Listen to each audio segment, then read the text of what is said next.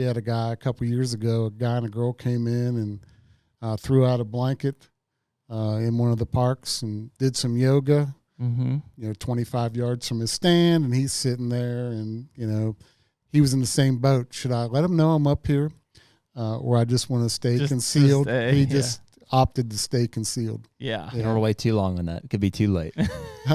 Yeah. So you're saying something you shouldn't. Yeah. At that point, you certainly don't say anything. Don't say anything. At that, just never speak of it. At that point.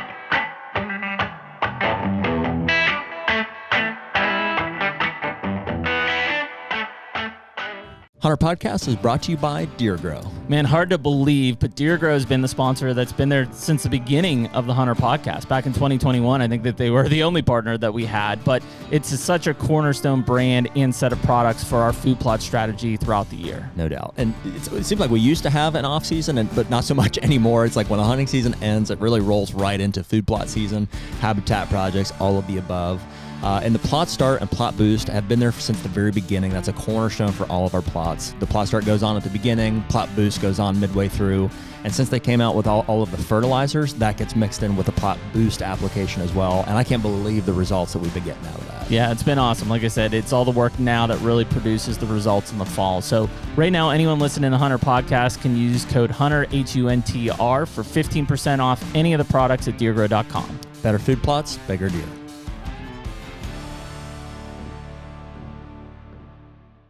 And we're back. Ew. HUNTR Podcast, episode 338. Yeah, I was going to help you with that one.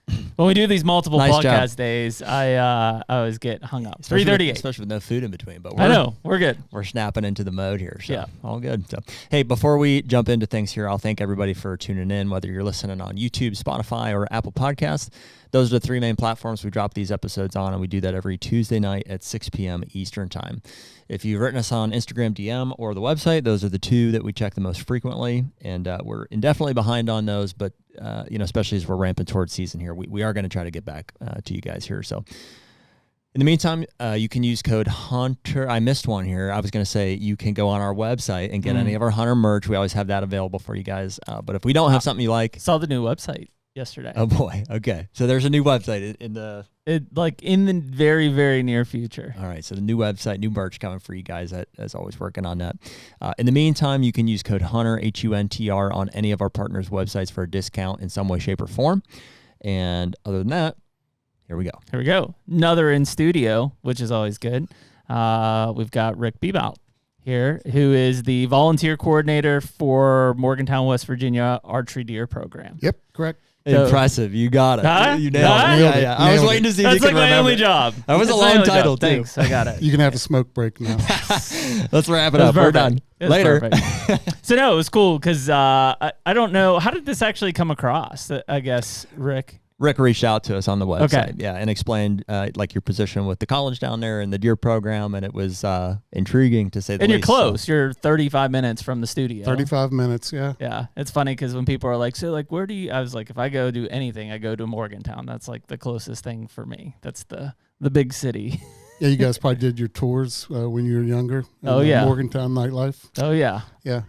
See, I'm a Pittsburgh guy. Okay. So even from here, Jeremy lives just a few minutes away, and I'm closer to Pittsburgh, about half hour, 45 minutes. So I went north, and he went south. I think I did a college tour at WVU. My sister went to WVU, so I have been down there. Yeah, she graduated from there for pharmacy. Interesting. It's changed a lot, but it's still... I'm not sure if it's still on Playboy's top 20 party schools. I bet it is. I bet it is. But it probably is. I bet it is. Yeah. My guess would be it is. And then, to be on Playboy's list, it must have been because there's some good-looking women down there. Well, there was one year. Where WVU had been number one for years and years, and they weren't on it. Oh, and no. then at the very bottom, there was an asterisk and said, we can't rate professionals with amateurs, so WVU's not on the list. So it was pretty fun. It is a hardcore party school. It's a hardcore football school. You guys had a hell of a baseball run this year. Yeah, it was a lot of fun to watch. Yeah, they made a hell of a run in that. So yeah, it's cool because it is. If you're driving, if anybody's in the area, it's like you're on 68 going through or 79 coming north or south, and it's like Morgantown's there, but until you like actually get into it and see where the university is, it's funny. I was driving through there. I'm like, where is the university? And then you hit like the sea of students just like through the streets and stuff. And so it's a cool atmosphere. Yep. We'll talk later about my student interactions hunting deer. So, and to prelude that, Rick, you are a professor at the university, or no? Not a professor. I did teach as an adjunct a little bit, okay. But my main role is I build and manage build the courses for 3 online master's programs. Okay. So it's been I've been doing that for over 20 years. Very cool. And really enjoy it because we're online. We got students from all around the country, and get to meet a lot of people, and it's really cool.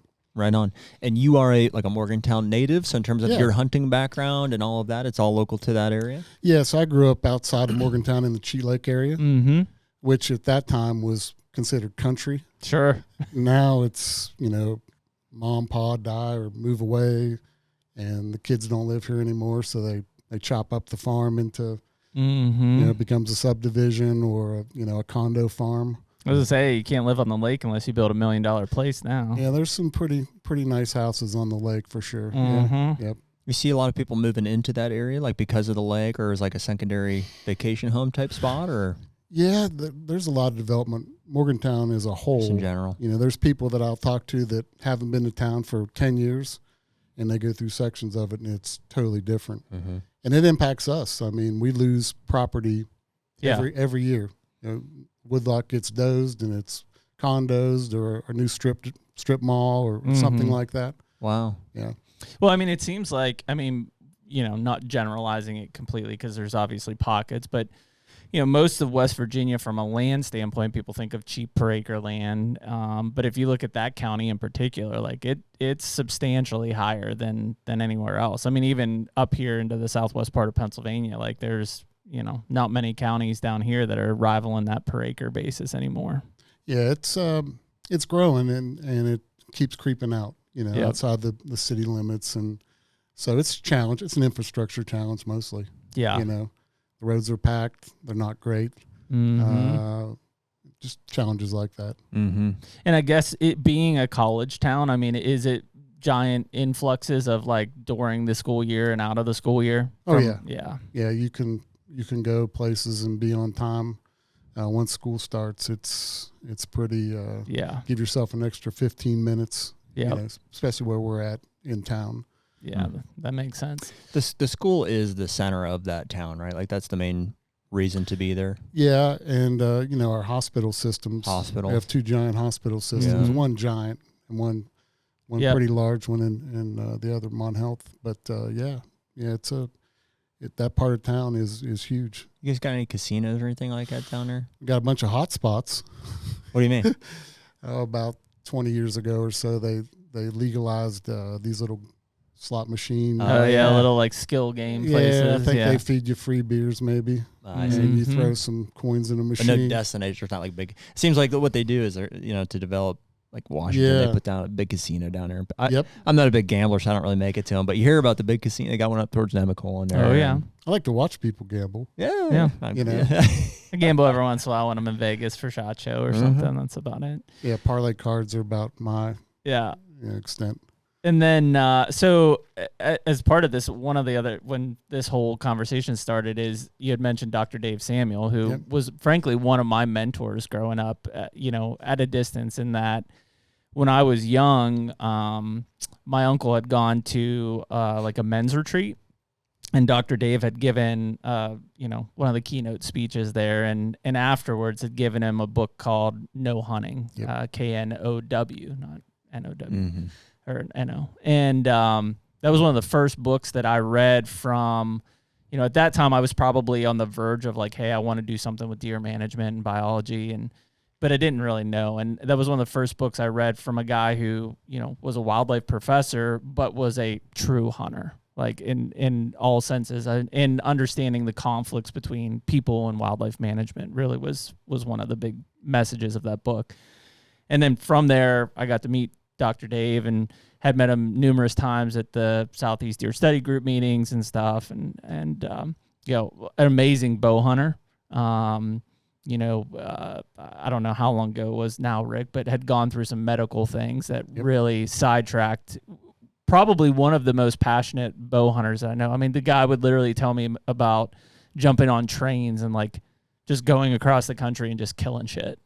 Like he was a machine of a guy and super smart. Dave is also from Morgantown area? Yeah. Well, he was a wildlife faculty member at WVU. Okay. For a long time. The conservation editor for Bowhunter magazine. He's like a 2007, 2008 inductee in the Bowhunter Hall of Fame. Yeah. Mm-hmm. Was there what program was he involved with at WVU? Wildlife. Yeah, wildlife. Yep. Mm-hmm. So he would have been like one of my professors, yeah. but at WVU. Okay. Yeah, great guy. And that's how this all got kicked off. I mean, in 2010, for whatever reason, there was just a huge influx of complaints to the city manager's office. And the city manager at the time was a guy named Terrence Moore. Knew nothing about deer, knew nothing about any of that. Called up Dave and said, hey, what can you do? And Dave put together a call out for people that were interested in being part of this solution. And here we are today. Wow, that's crazy. And so at that time, was Dave still a professor? Or maybe emeritus at that point? Yeah, I think he may have retired. Yeah. So that was 2010. So he may have still been there or getting ready to retire. Mm-hmm.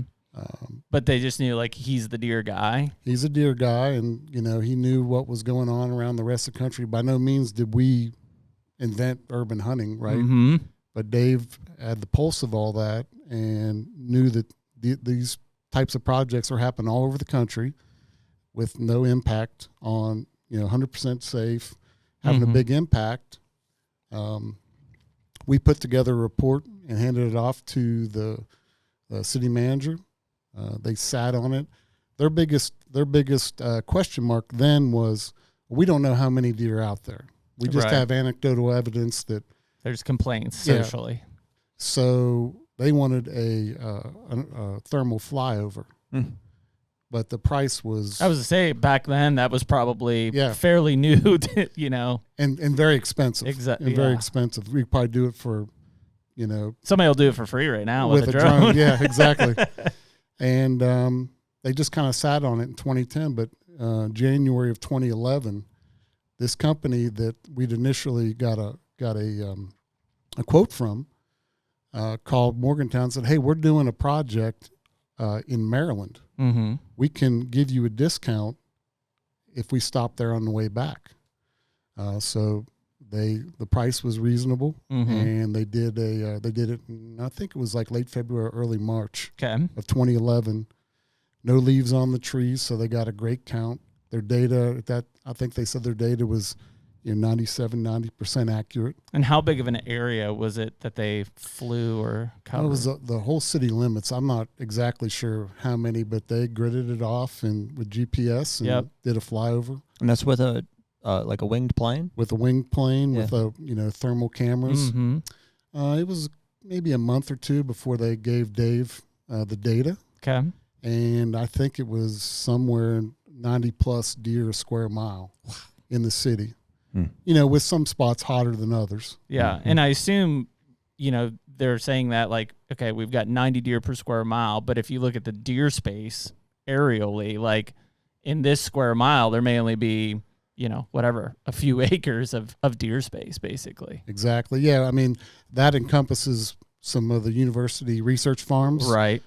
Some parks, things like that are deer spaces. That are deer space, yep. But then there's also really deery places in residential neighborhoods that have just little fingers of timber. Yeah, pockets. That can all like piece together where these deer just kind of go around the city and do their thing, man. It's amazing. Yeah.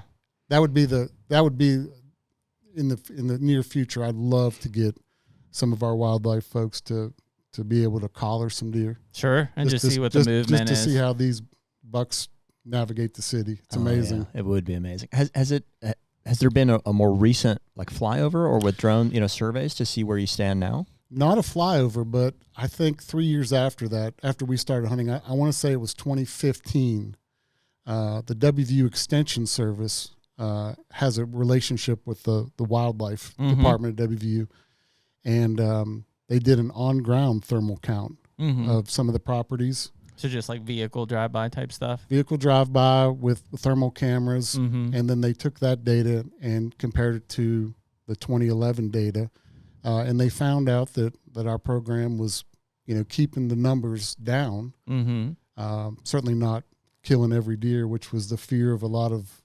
the people against our program. But they found that the thermal count found that we were keeping the deer numbers in check. So what was the situation prior to 2010 from a hunting standpoint? Were you able to hunt in these areas? Were people hunting in them, or? Technically, it would be illegal. Were there people hunting? Absolutely. So within the city limits would have been no hunting. Yeah. So part of the acceptance and getting all this going, the city had to write an ordinance where a bow, wasn't a dangerous weapon. Is that the case for like most cities? I don't know, but I think so, that a lot of them consider a bow a weapon. The only thing I'm aware of is like distance from a building with a rifle. But no, there's a lot of towns and cities that have ordinances around weapon discharge, and even though it's illegal, like it'd be like you couldn't shoot your bow in the backyard for target practice. It's illegal. Do people do it? For sure. Yeah. But technically, you're breaking an ordinance in those cases. Okay. I'm pretty sure there were a few guys that were not happy to see. Yeah, some guys were just cleaning up monsters where nobody could hunt. Cleaning up monsters, and we've talked to a few of them, but everything's good. Sure. I'm sure we still have a few, outlaws. Sure. It's West Virginia. Yeah. Yeah. So, and was it your opinion? I mean, you had the facts to back it up, but like, can you recall at the time, like, it seemed like there was a lot of deer? Yeah.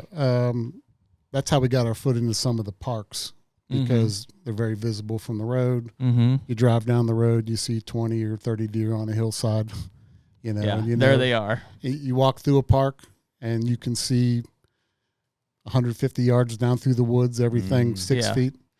Just all browse lines. In fact, Dave, one of our parks, he wanted to institute a project where we would fence off, maybe a 20 by 20 area. Yeah. See what it could be like without just deer. just to show how much deer browse actually happens. Those are effective. Obviously, we have a lot of them on like some of the Pennsylvania areas and state forest. But it went off really smooth. Yeah. So, okay, so we go back. Dave gets the report of how many deer. You guys then go back to city council, and he pitched it, and ever since that vote, we've had unanimous support. And and these are mostly folks that, again, they don't know anything. Don't know anything about hunting. Never grew up. So I think like one of the really strong elements with our program has been trust. We're going to trust these guys and gals to do what they say they can do.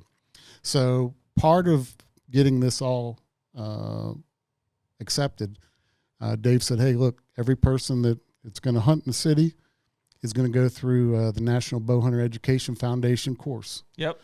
And so that first year we had 95 people at the course. And since then I've become a certified instructor, and I teach the course. In fact, we have it next weekend for our 13 new hunters. There you go. And we fast-tracked it because that was in July. And, 1st of September, we hit the woods. So you're ready to go.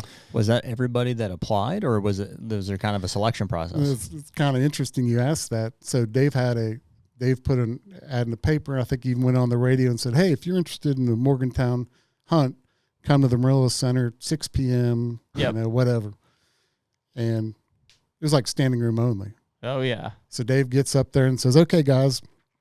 And where from? Like, where were people from the city? Like, yeah. This will explain to people who came. Okay. So first thing that early, we can kill 7 deer now. Okay. And back then it was just 2 antlerless deer. So the first thing Dave says is, hey, there's no bucks. You can't take any bucks this year. like 20 guys get up and walk They're out. gone. They're gone. Yeah. And then he said, Frankly, I'm surprised it's not more than that. yeah. And they said, and you know, you can only kill 2 of them. And then another group went, and he looks at me and he goes, "These are the people you want." Yeah. So we start off, I think, with about 90 people. Yep. At that first. And this class. is bow only, right? Bow only. Yeah. Yep. We have a few folks that use crossbows that have, you know, some kind of card through the state, but yeah, we don't. So is it not legal to use crossbows? It is legal, but we've decided as a group. Interesting. Because, I mean, you would be surprised how many times the police are called just for a guy carrying a bow. And we always thought, you know, Just the look of it. People see a crossbow with a scope, it turns into an AR-15. Yeah. Anybody with I common get it. sense would say that's a gun. Yeah, You're right. yeah. So I agree. So if they have like a medical excuse type exactly, it's just like the old days. yeah. Why on that initial run was there no bucks allowed to be shot? It was the state. So basically, the state sets the regulations, and then the city can kind of manage within those regulations however they see fit. Okay.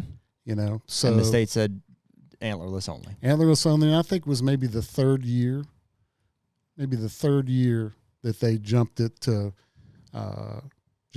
7 deer, 2 of which could be bucks. We require that before you kill a buck, you kill a doe, because it is a management hunt. So it's right? like an earn a buck. It's like an earn a buck. And, you know, if you look over our 15 years of data, we've only killed out of our total harvest, only 20% or maybe a little less than 20% are bucks. Sure. Wow. But I think a person that's out there doing, you know, what I call the best community service out there, Mm-hmm. you know, a big buck comes by, they should be able to Shoot it. Yeah.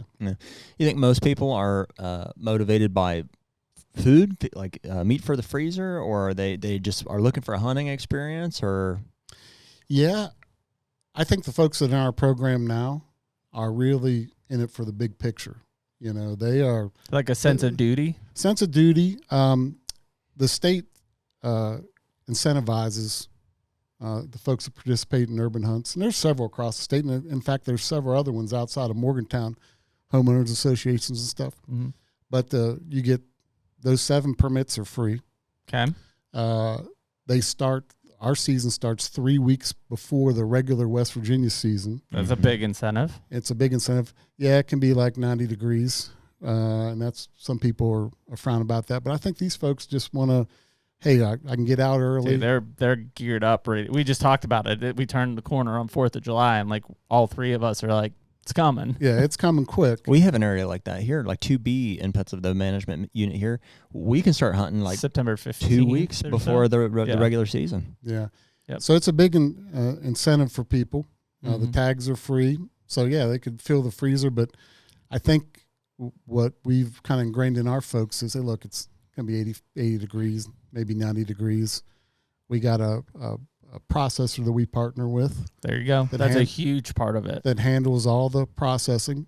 Do some guys keep their deer? Absolutely. But I think most of the people, especially early in the year, Drop it off. The processor grinds the whole deer up into 2-pound packages.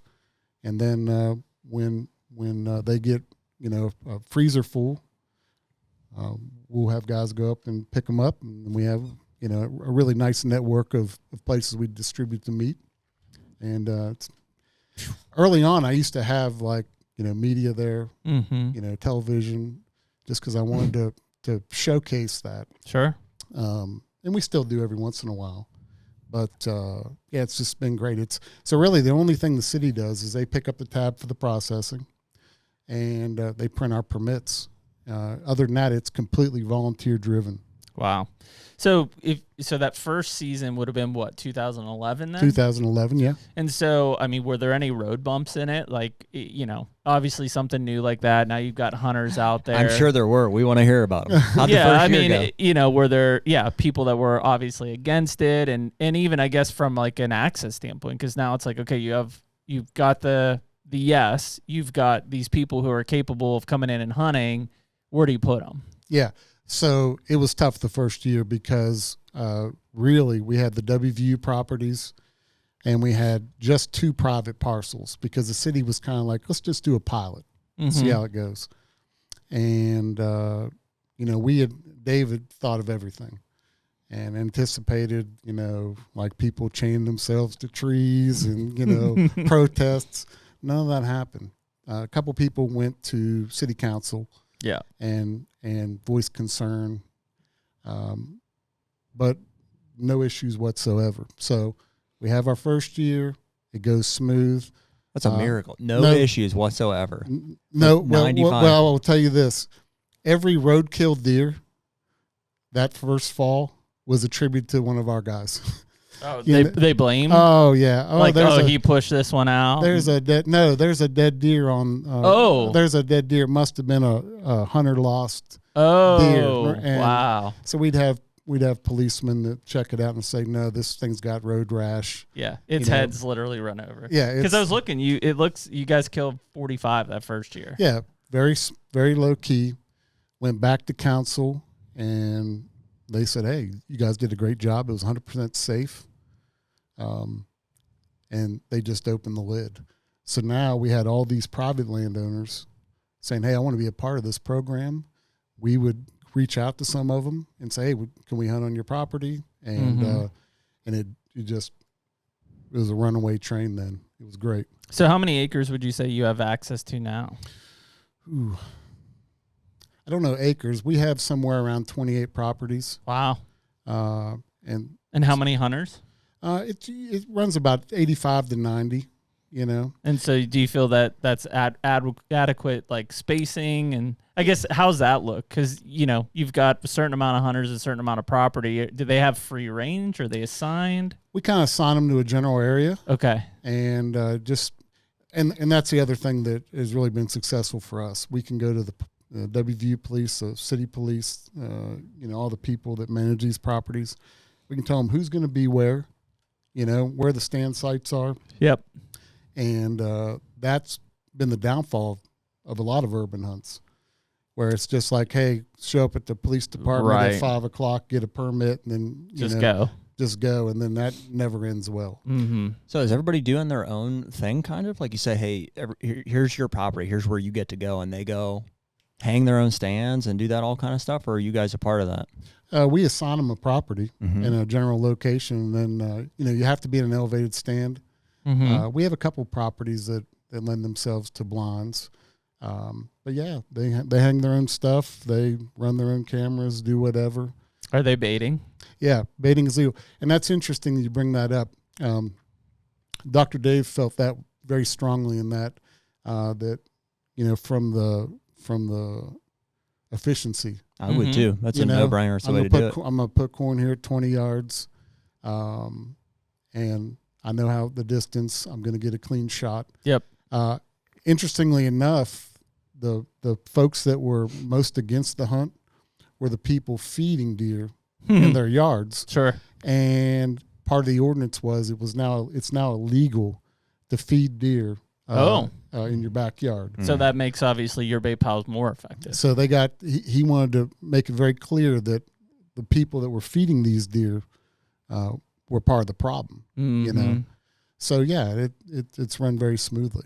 I think part of that, because obviously on here we talk a lot about kind of the downfalls of baiting and the ability to be selective. Obviously, one of those being it's essentially an earn a buck, right? So like I have to kill a doe prior to killing a buck. Like that in essence trumps the difficulties of baiting, where it's like I'm only here to kill a buck over a bait pile I know is here. Exactly, yeah. And go back what I said earlier, our numbers, there's no one that can argue, oh, this is a trophy hunt. Yeah, I mean, if you're 80% antlerless, clearly you're accomplishing what needs to be accomplished. Exactly. And it's funny. I'll get texts every once in a while from some of our guys. They haven't shot that doe yet, and they got 130, 140 inch, 8 or 10 point just prancing around, and they're just helpless to just take pictures of it. But they do it, and it works out real well. Interesting. Yeah, I mean, I think that certainly the ordinance to not have baiting again, makes those piles more effective. I know some of these are private and some of these are public. Are the hunters running cameras? Yeah. I think most folks run cameras. That's also the most stolen item. Sure. I'm not sure where these people are selling them, but I don't know. Probably just punting them into Cheat Lake. Well, we had some, one of the things about Morgantown exploding in growth, we've had a lot of interactions with homeless camps, and that it ends well for us, but we've had a lot of stuff stolen. And I'm not blaming the homeless, but we do have pictures of homeless looking people. Stole a guy's blind last year.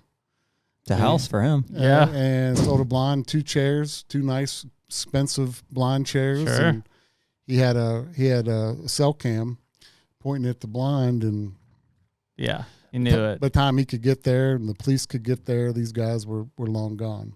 Yeah. Well, and I mean that's the downfall of this entire like Mon Valley area, if you really want to put it. I mean, between that and obviously things like fentanyl and drugs are a major issue because of just traditionally it's a poorer area.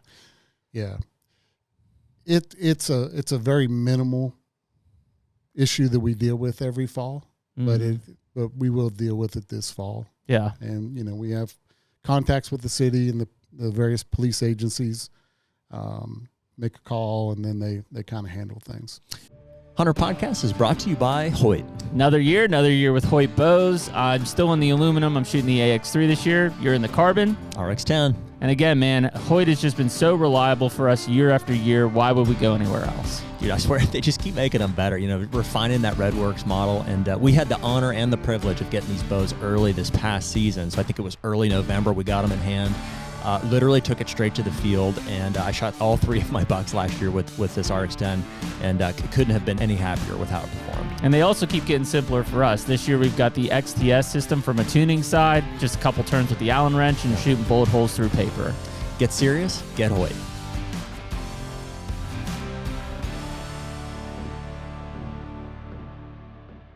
So, I mean, obviously you're getting to a point where you've got properties, you have the hunters, you're killing a lot of deer. I mean, are there goals that start to get set up for different parts of the city limits, or is it just like, hey, if we hit X target throughout the year, like we're content with it? I think we could always kill more. Yeah. The data really shows it. Mm-hmm. But I don't blame anybody. A lot of folks, once the regular seasons come in, they're going to their farms and their permission pieces. So you start to see them kind of. You see a little drop once the regular West Virginia seasons come in. Gotcha. But we also see those guys and gals come back and get involved, towards the rut when things start, because that's when things kind of get interesting in town. These deer just show up. I don't know where they come from. Come from the hills. They just show up. Have there been any like giants that have come out of the program? Not giant. We've had a couple in the low 160s, upper 150s, which it's a big deer. Yeah, those are good deer. Which is a huge deer to me. Yeah. We've had some deer, one of which was well known in town, and kind of dropped off a guy's trail camera. A friend of mine is a manager of a Walmart in town, and it's a dumb poacher story, right? Guy comes up and says, "Hey, look at this buck my buddy shot Thanksgiving week downtown with a rifle." And he said, "Really? What's his name?" And long story short, they ended up nailing that guy. We got in touch with the DNR and the city police, and I think that thing was, it was like 154 and some change. Mm. And now that rack has been salvaged and it goes on tour with the DNR. Yeah. I mean, do you, being obviously because you have, a higher concentration of people and stuff, I mean, do you see, a decent amount of poaching in the city limits? Or do you think that it's happening? I think that, I think it's happening. I think cars are probably number one. You know, you'll see some nice bucks, and then they're regular every year on camera, and then they're gone. So I think, there's still a little bit of and then poaching. You see them head cut off or antlers cut off on the side of the road type of thing. Exactly. And we have people that sneak on to, especially the properties that border what I would call county. Yeah. You know, right on the fringe. Right on the boundaries of the city limits, exactly. So you see people that sneak onto there and kind of do their own thing. Because I would assume with obviously the protection of it being city limits, being a bow-only program, and not every property being open, like you probably have a pretty good age structure. Pretty good age structure. We don't put any restrictions on them. But some of the nicer bucks that come out are, you know, I'd say probably 4+. Yep.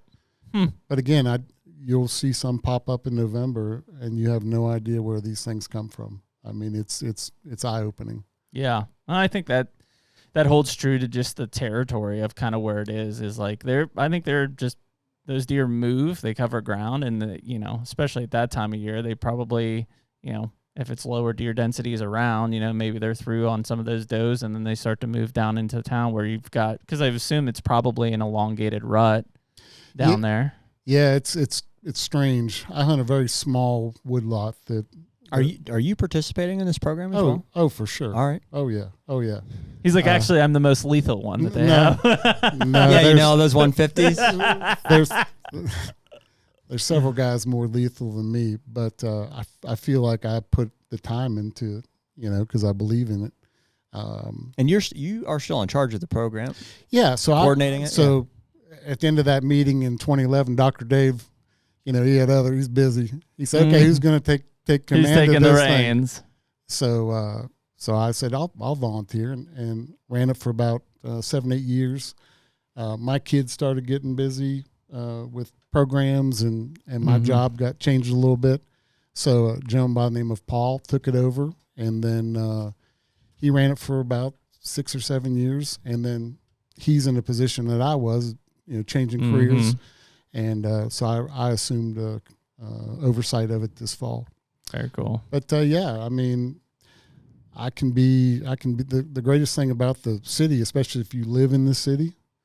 I'm 5 minutes from the woodlot I hunt, and if I want to go hunt for 2 hours, I can roll over there and hunt for 2 hours and be back and have the rest of the day to do whatever. That's. I mean, that is a big part of it. I mean, obviously, you know, if you look at around that area, it is fairly rural, but I assume West Virginia is dealing with a lot of the same stuff that most states are, which is access issues. Access, yeah. I feel like you can still knock on doors. I tend to write letters. It's so much easier now. When we started, you have success with that? Writing letters? Oh, yeah. Really? Yeah.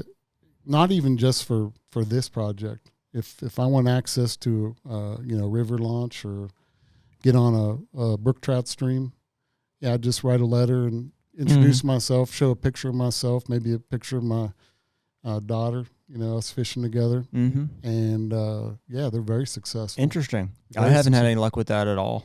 Yeah. I've done it. You don't have a likable face. It's probably it. Yeah. They seem to like it in person more than they do on a piece of paper. Because my odds in person are great, but I've sent plenty of letters that just nobody ever responds. Yeah, and I've had that, you know, but I'd also give an email and a phone number. People are pretty good at responding, and even to say no, you know. But I think what we've done, if you go back to the city, the success of the program, it's safe. I mean, there was a guy the first year was like, "Oh, I'm gonna have to put the top up on my convertible during this deer hunt." You know, wrote a letter to the paper. I still have it somewhere. Why? Because he thought there was just going to be like blood coming in his car. Arrows raining down, you know. Yeah, your top's not going to save you. And I'm thinking, my goodness. But no, so again, back to that idea of trust. You know, you have a successful program, a safe program. You're feeding people, you know, in need. It's a no-brainer. So we've been able to build on that, and in that class next Saturday, those new hunters, I'll emphasize that. Look, You Yeah. got 16 years of history. Don't be the guy or the girl who goes out and does something stupid. Yeah, and ruin it for the and rest ruin of it us. for everybody. Yeah. Mm-hmm. So I assume a lot of these guys, including yourself, have been doing this for many years, right? Yeah. Have been part of the program for multiple years. Do they, do you guys kind of like honor them having like their spot, or are they, are you forced to kind of move around? What's that look like? We have guys that have had the same spot for years. We have some guys that maybe move or take a new job and say, hey, could I hunt a little closer to here? Or, we used to have a lot more flexibility in that. It's like I said, it's tough when you lose 2 or 3 properties every year through development and things like that. Makes it tough sometimes, but we try our best to accommodate folks. So I guess when you were saying that initially, in my mind, I wasn't quite to the program context yet. I was just thinking like you had permission on properties, but you're saying you're losing properties from the program because of development. Yeah, development is number one. Wow. Is that also like displacing, as you continue to monitor the deer numbers and stuff, is it improving still? It's like, has it been like a success at the end? I hear you saying every year we're killing deer, which is obviously steps in the right direction, but like, do you know where the deer herd stands now? As we say, we set out what we did to do, and we're going to keep now we're maintaining. Yeah, we're maintaining. Yeah. And we're doing a good job. Those deer got to go somewhere. Sure. So when they bulldoze a woodlot and put in some condos, what's the nearest property that we're hunting? They're going to see a big influx. Yeah. And those counties, those properties that are on the edge of the county, they just get backfilled. Yeah. Every year. Sponge effect. They'll take out 7 or 8 deer. Yeah. And the next year sucks them right in there. They just backfill in. Yeah. So are you campaigning then to get new access every year? Like, is it sustaining, or is it? Yeah, it's harder now. When we first started to find out things about property, I had to go to the courthouse and look at those online plot maps. Oh yeah. It's advanced a lot. And now I just pull up Onyx and, boom. Okay, here's the guy's name or the woman's name, and here's who I have to write a letter to or knock on the door. But yeah, we try to get new properties, but they're tougher now. Why do you think that is? It's just, they're just not out there. Yeah. If in 15 years, we've kind of gleaned over the town pretty good, but every once in a while we'll be surprised, Because if they have, let's say they have a property that's not enrolled in your program, they can't hunt that technically, right? They can hunt it, but say you buy a piece of property, you have a piece of property, you want to start hunting. Those folks, they don't go on our wait list. It's their own property. They jump right into it. So you put it in the program, and then they have exclusive access to it? Yeah, if that's what they choose. Yeah, landowners that's a big incentive. And that's the other thing, and it's on that fact sheet. Landowners set the tempo. Mm-hmm. We have some properties, the W View Arboretum. Yep. Folks are in there the first 3 hours of daylight or the last 3 of the day. And we've had folks that say, hey, you know what, on Saturdays, Sundays, I don't want anybody here. I want to be able to go down in the yard and play catch with my son. And not have to worry about it. So the landowners from the get-go are empowered to set the times in which our folks are there. Do the hunters engage with the landowners at all? Yeah. Just because I figure it's like inevitable that there's interactions. There is. We have a number of our hunters that have made wonderful relationships with the folks they hunt on. In fact, they're harvesting deer. They're having it processed and then giving it to them as a Christmas gift or something like that. So it's been great. I could probably get on my phone and dig up 20 names of people that have never been associated with hunters other than our program and would go to city council and vouch for us. Very cool. Yeah, it's very cool. And I told Jared in one of our early calls, that was my goal from the beginning. And I'm here just to represent all the folks there, right? But that was my goal, is show bow hunting in a positive light, because, before we started, I was really concerned, and probably Dr. Dave was a little concerned, that, that it wouldn't get off the ground simply because people were just, my kids won't be safe, our dogs won't be safe. And what you hear. Yeah. And we've won a lot of people over just by doing things the right way. Is it all adults in the program, or are there kid hunters too? I think we have, they're older now, but then we have a couple young men that are in their late teens. Mm-hmm. And before they come in, when they apply, we want them to have some experience. Mm-hmm. I think that's probably wise. Exactly. A few kills under their belt. Sure. You have to pass a proficiency test, shooting test. Yeah. Which that first year you were shooting in front of 90 other guys. Which is a good way to wean out, and it weaned some people out. I bet. My dad was involved in a hunt like this on a smaller scale. It was like a community was considering doing something like this, and he didn't organize it, but he was a part of it, and he was like one of the guides and stuff. And they did all blinds and crossbows, and it was all kids. And same thing, they would dump their corn piles, and then like 10 minutes later, the deer would come out running, and they had to pass a proficiency test and all this, and like.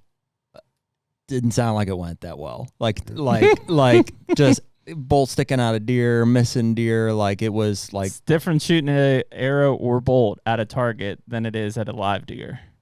And they had people fail the proficiency test, like shooting a tennis ball size thing at 20 yards with a crossbow on a rest. Yeah, no good. Yeah, that's. Well, so I think they were like, I don't know if we're going to do this again, kind of a thing. It makes sense. I don't know if it's just because it's kids or, probably doesn't help. It probably doesn't. And we have properties that, somebody that comes in that only has a handful of kills under their belt, maybe have hunted for 3 years. Mm-hmm. We're not going to put them in some of the places I hunt. Tight quarters. That are like. Yeah. If it doesn't go 20, it's in their garage. Yeah. Yeah, we have some of those stories. It is so I'm trying to think. I'd like to hear some. When I moved to Missouri, so that would have been 2010, so probably about the same time frame. So 2011, 2012, I hunted Columbia, which is University of Missouri. They had a city deer program. And obviously, I just moved there, so I didn't have permission to anything. There was public. So I went in, I did the classwork or whatever, and went through the program, and I ended up killing, I think, two really good bucks out of that program, but we were basically hunting the city parks, right? There weren't any. There may have been one or two private parcels, but most of it was city-based ground. And man, it was an awesome program. In fact, I've got some trail camera pictures of some absolute slammers and some of that. I think the second year, 2012, we got smoked with EHD, and most of the bucks that I had been going didn't find, but they didn't have an earn a buck process in place. So I think I shot a doe, but I didn't have to. Most of the guys that I knew was the Midwest, right? They were hunting big deer. But it was a really cool process to have, and it was really easy to get involved. Like I said, I just moved there, found out about it, went to a classroom, took a proficiency test, and I had access to several hundred acres of ground to hunt. Yeah, and I think that's the most frustrating thing when it comes to urban hunts. Mm-hmm. You see these towns across the country. I think one was in Michigan somewhere where they were like, "Oh, we're gonna give the deer birth control." Oh yeah, and they did it on Long Island, and totally idiotic. That's the dumbest thing ever. Idiotic. Even if it works, you still have an overpopulation issue. Yeah, they're not. It doesn't kill them. It just stops them from producing babies. Exactly. Can they do that effectively? No, I did the research at Penn State. It was, there were some immunocontraceptives that were effective. At the most, I want to say it was 80%, but most of those had to be applied twice to the animal and via a shot. So how do you do that? And what's the cost? It was astronomical. Yeah, and in that initial report Dr. Dave authored, he gave them all the options. Urban bow hunt. Mm-hmm. We can trap and relocate these deer. Oh yeah. We can do the contraception. Mm-hmm. We can bring in sharpshooters. Mm-hmm. And his point was always, you don't like bow hunters, but you're going to be okay with sharpshooters coming into the parks at midnight, Yeah. No cracking off 308s. Yeah. So yeah, I mean, it's frustrating when you see that. I was encouraged. I think Pittsburgh and one of their big parks had Boys Park. Started an urban hunt last year, and I think was pretty successful. It was. Yeah. It still complaints, and frankly, just from a city contrast, like Morgantown, a lot different than Pittsburgh from a demographic standpoint, and but not nearly as many. I mean, most of the time, and have you hunted urban situations before? Couple. I mean, dude, I've had people walking their dogs on trails underneath me and kids, dribbling basketballs, and like, they don't even know I'm there. Yeah, they don't. They have no clue. Part of me wants to be like, hey, but also I know that they'll just like shit their pants if they, so I'm just going to just be like, okay, just let them walk through, get them past or something. Yeah. And that's hard for somebody coming into that environment. Like, look, there's trails in here. The deer are accustomed to traffic. Mm-hmm. You're going to have to get used to. Yeah, just get used to it. To the people, because the deer are already used to it. Yep. We had a guy a couple of years ago, a guy and a girl came in and threw out a blanket in one of the parks and did some yoga, 25 yards from his stand, and he's sitting there and, he was in the same boat. Should I let him know I'm up here or I just want to stay concealed? He just opted to stay concealed. Yeah. You don't want to wait too long on that. It could be too late. Yeah. So you're saying something you shouldn't. Yeah. At that point, you certainly don't say anything. Don't say anything. at that, just never speak of it. At that point, you're running the risk of, other things. Mm-hmm. But no, and that's what really, I think that's what really weeds people out. Sure. They're just like, this isn't for me.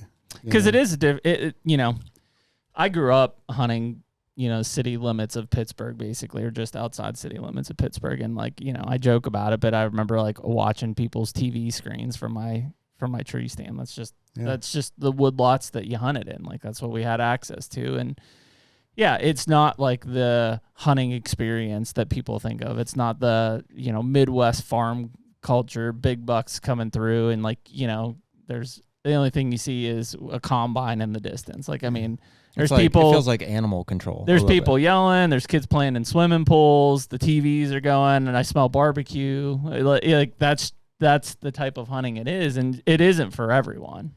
Did you ever see those? These guys had a YouTube channel. It was in Pittsburgh. I want to say it was called like Pushing It or Push 'Em, something like that. And they hunted these little. It was almost like the hunting public, urban, all on the ground.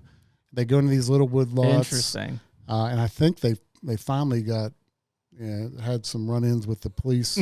And not that they were doing anything illegal. Sure. But it was just all gray area. Yeah. But they had some really cool videos, and they would just push these hillsides, and they're above a 4-lane. And that's crazy. They killed some nice bucks, killed a lot of does.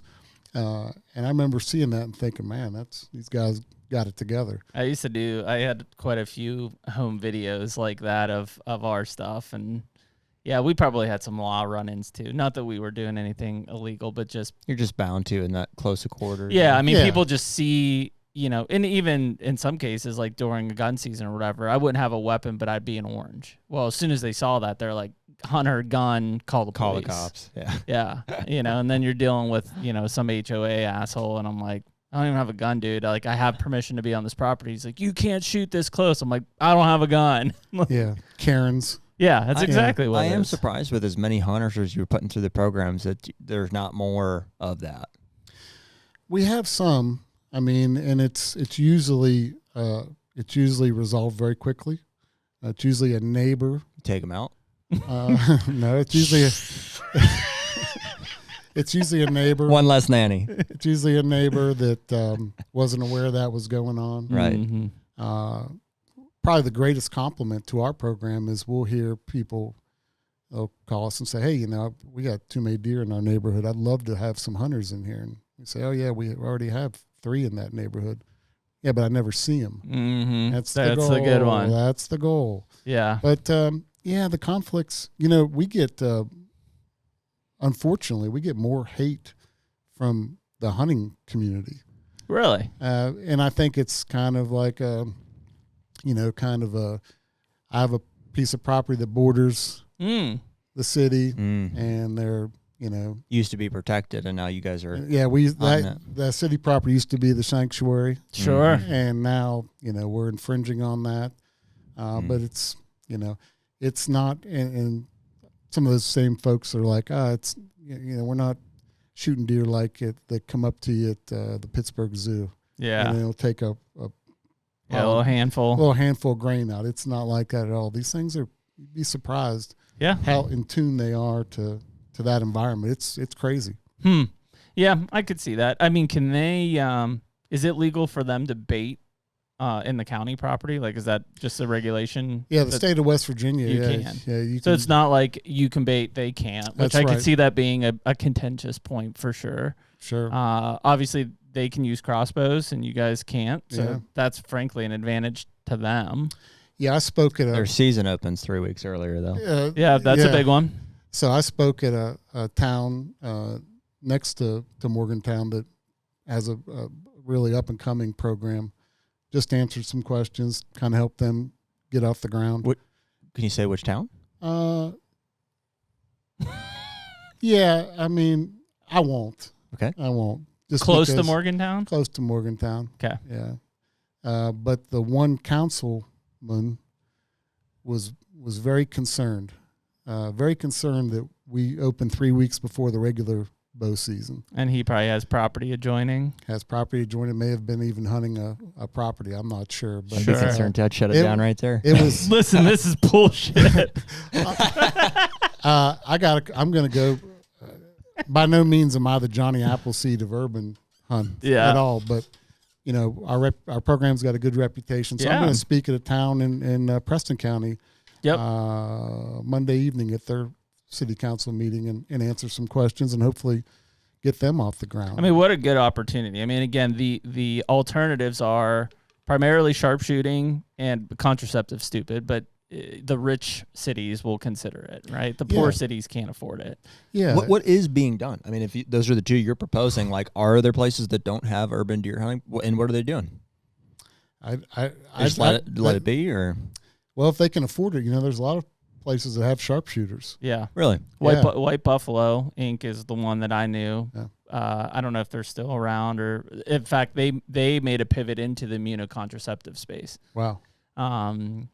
Originally, they were probably, I'd say, the number one deer removal company. They worked for a lot of airports. A lot of the cities had brought them in. Some of the cities around Pittsburgh had brought them in. I know Michigan was big in it. I'm surprised they don't just poison them. Too much non-targeted. You'd have to, like an herbicide. You'd have to have a selective. Yeah, doesn't exist. So that was a big one. But they pivoted to contraceptives, immunocontraceptives, and contraceptives because that's where the money was. Like, not that they didn't make good money in the sharpshooting side, but when some of these popular ones like in the Hamptons and Long Island and stuff started to say, hey, we have a deer problem. We don't want hunting. What's the alternative? There's huge money in that. I think it was like, over several $1,000s per deer in contraceptives. They literally were trapping some of these does and bucks and like neutering them per se, and then releasing them back. I would have to think that sharpshooting is highly effective. Oh, yeah.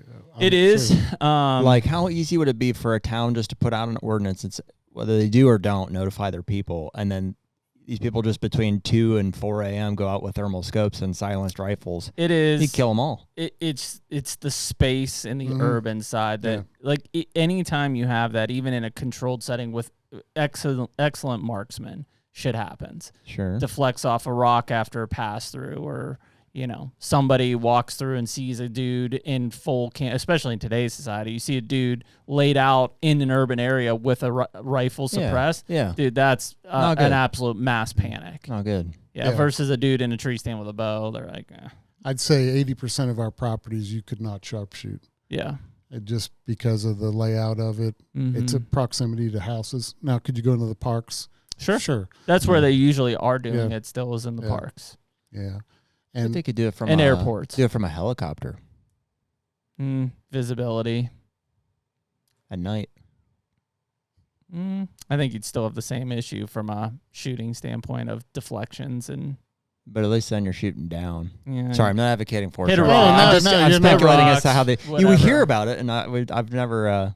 I don't know if people would be okay with you hovering a Apache above their house as you start shooting downwards either. Probably not. You'd have to be way up there.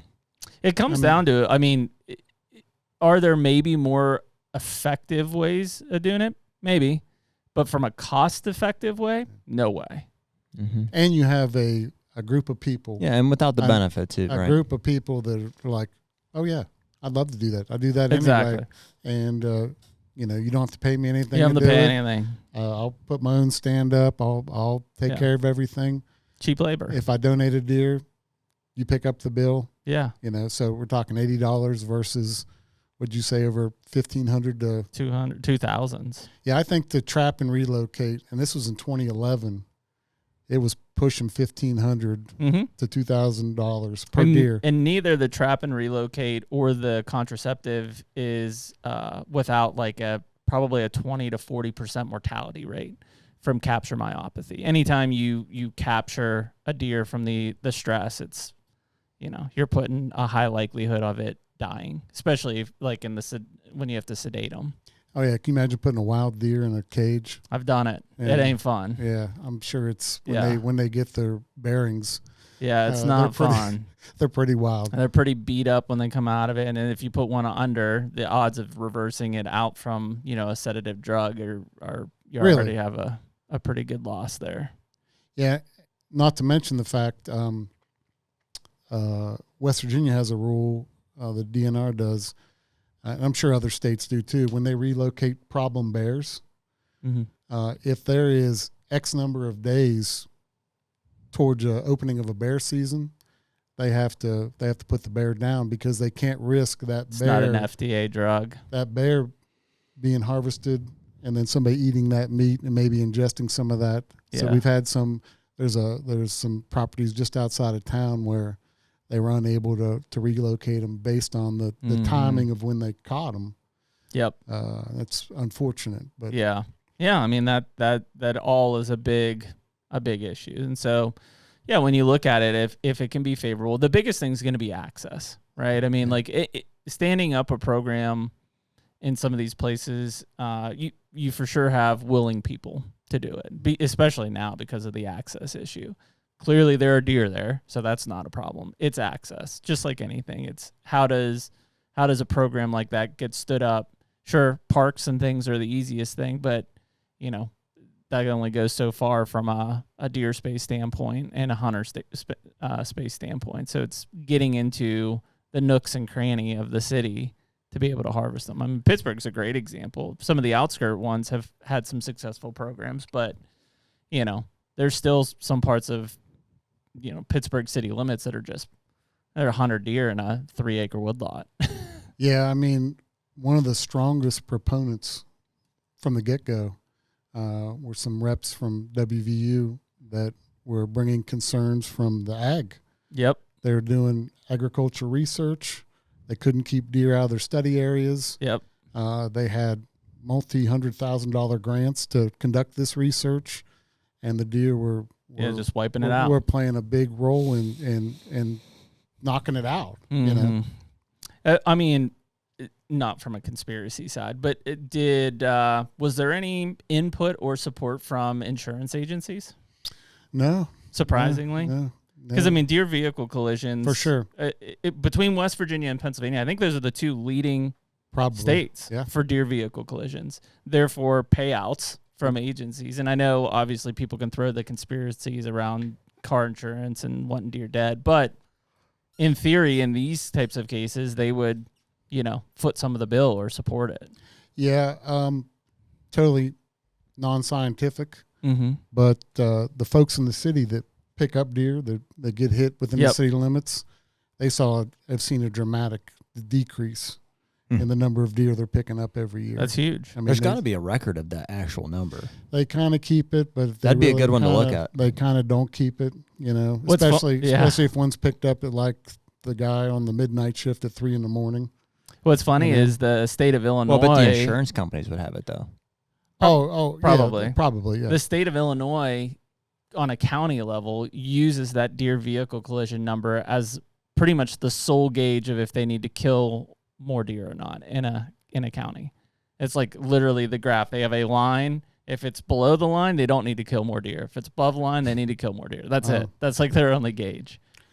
Yeah, we've never had any communications with them, you know. HUNTR Podcast is brought to you by Predator Camo. That's right, man. Predator Camo. We've been rocking that stuff for, boy, a little over 10 years, a full decade now. It's kind of hard to believe, but we stepped away, a year or two, tried some different stuff over the years, but at the end of it, we always come back to Predator Camo. Yeah, and I mean, even in reflecting back on this season, like I started off the season in spring green, killed that elk. You killed all 3 of your bucks, I think, in the fall brown, which has kind of made its return back to the lineup. And yeah, it's been dependable, and it's funny when you know that you're in a stand and the deer is looking at you, but it's looking through you. It's a completely different feeling. They have some new stuff. So, they went through an ownership change a couple of years ago and had the opportunity to give them some feedback.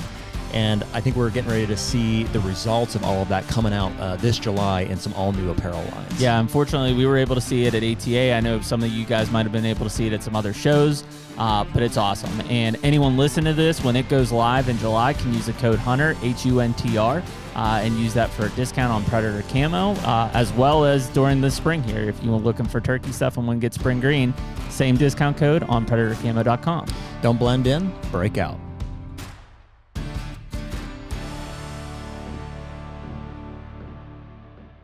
Also, as you're looking at, speaking in other cities and stuff like that, what do you think are some of the key foundational pillars of starting a program like this? So you got to have a strong group of people that are willing to take it by the bootstraps, and because it's volunteer driven, right? Yeah, and kind of oversee it. You got to get a good core of hunters.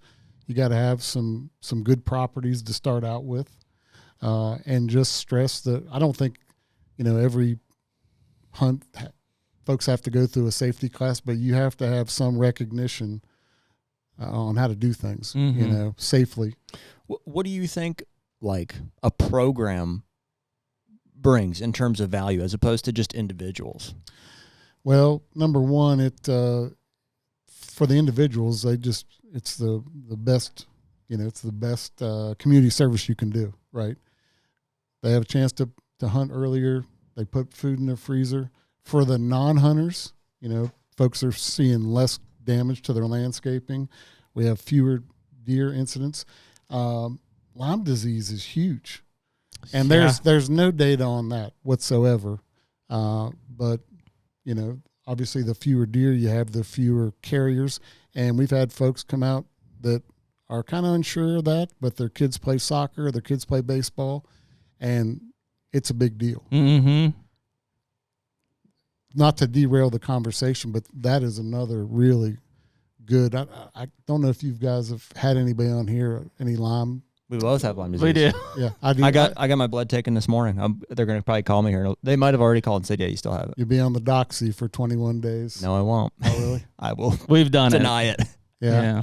I got diagnosed with it in February. So recent. And I think it got to the point where it set in. Yep. All my joints in my arms, my fingers, my wrists.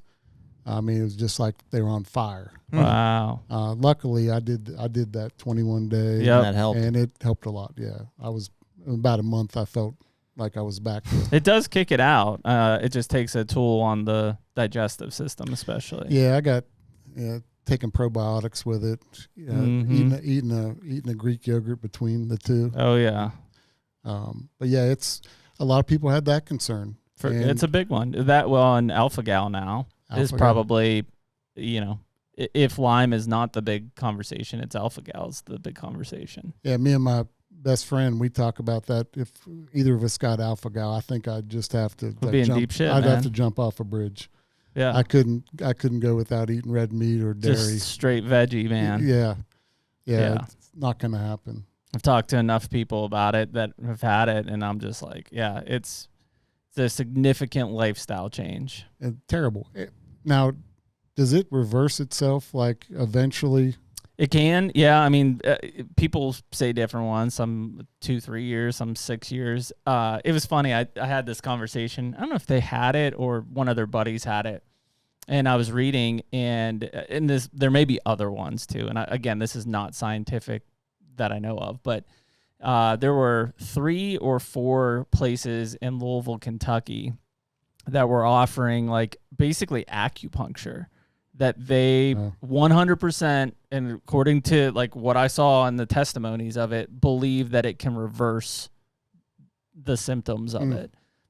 I don't know how, but they link it to like some sort of nerve relation to the alpha-gal, and that it after the treatments, like all of these people were like, I'm fine. I can eat meat again. I've got no problems or anything. What is the problem if you have alpha-gal and you eat red meat? What happens? You could go. You're allergic to it, so it could be hives. It could be like almost like an anaphylactic shock to where like throat closes and stuff.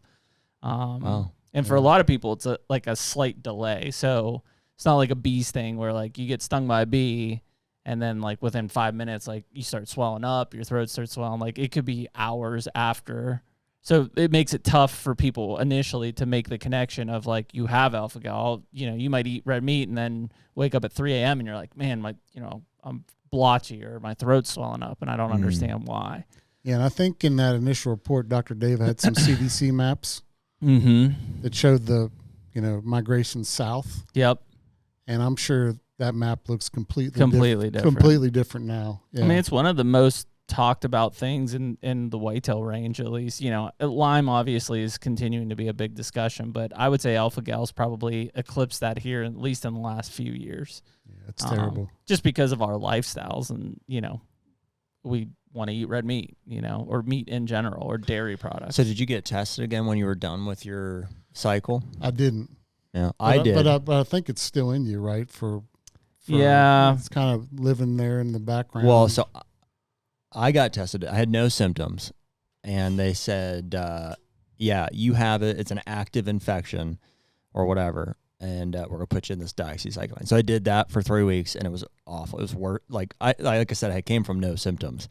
So then I just started feeling terrible because of the oxy. And then at the end of it, they tested me again, and they said, yeah, you're still showing active symptom. We're going to start you again on the stuff. And it was so bad. I was just like, no, I'm not doing that. It's going to rot it out. I guess. So that was like, I don't know, 4, 5, 6 years ago. Mm-hmm. And so I just got tested again this morning. So we'll see. They might have called and left a voicemail. Yeah, and I think that there's others. Like I know we had Brett Smith in here a few weeks ago, and Brett said basically he like couldn't talk. Like it had progressed so far. And so I think it just affects. And I think he's also got permanent stomach damage because of the oxy. The oxy, yeah, because he was on multiple rounds of it. Yeah.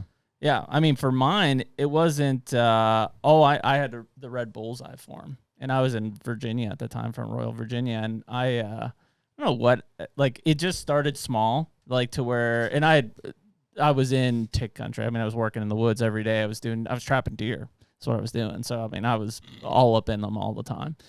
And, yeah, just started off small, and I don't think maybe fatigue and stuff. It's hard to remember. It was 2006, 5 or 6. And so, it got on the doxycycline, rash went away. Can't really say that I've had any correlation to anything in 20 years. Doesn't mean that it won't show back up, but doesn't mean I don't have it now. Yeah. So, well, you do always have, like, it'll show, it's on a spectrum or whatever. It'll show you, like, yeah, you've had it, or it's Lyme on the spectrum. Active versus, dormant or whatever. I don't know, but yeah. So I'll always show it. It just, hopefully it's not like. I mean, because the crazy thing is, I don't know. I would say in a given year, I pull 40 to 50 ticks off of me easily. That's insane. Easily, maybe more. Yeah, I'm probably already into the 20s this year, I would say. Really? Mm-hmm. The deer ticks? Mm-hmm. That are buried in you. Yep. That's insane. Oh, jeez. Mm-hmm. That's way too many. I'm at like maybe 1 a year. Wow. See, like at least where I'm at, I used to get them a lot, and then after I got diagnosed, I don't get them hardly at all. It's probably Kentucky more than anything. It's like seed tick capability. That's what Greg and I were talking about. He's been to Kentucky hunting twice. First time he left with Lyme disease. Second time he left with Rocky Mountain spotted fever. Oh, geez. Come to Kentucky. Yeah. But, and so I don't know. And again, for me, it's like, and I don't know which they are, but they're literally like the sea tick, small. That's what you're pulling. Like the big ones I typically can find. That's the small ones. But yeah, I mean, I'd say 50 out of me a year is a good cause. Probably out of the kids too. Yeah, they're thick. So it's definitely a concern, and people, or especially early on, were supportive for no other reason than, hey, maybe this will help minimize, And I think that's a bigger, I mean, I think about growing up, and obviously, like, I grew up in this area, so not far from Morgantown. Like, if I found a tick on me in a year, like crawling, it was like, holy shit, there's a tick, And so in whatever, 20 or 25 years, now it's like, it's common to be anywhere in the woods and expect to find at least one or two crawling on me. Yeah.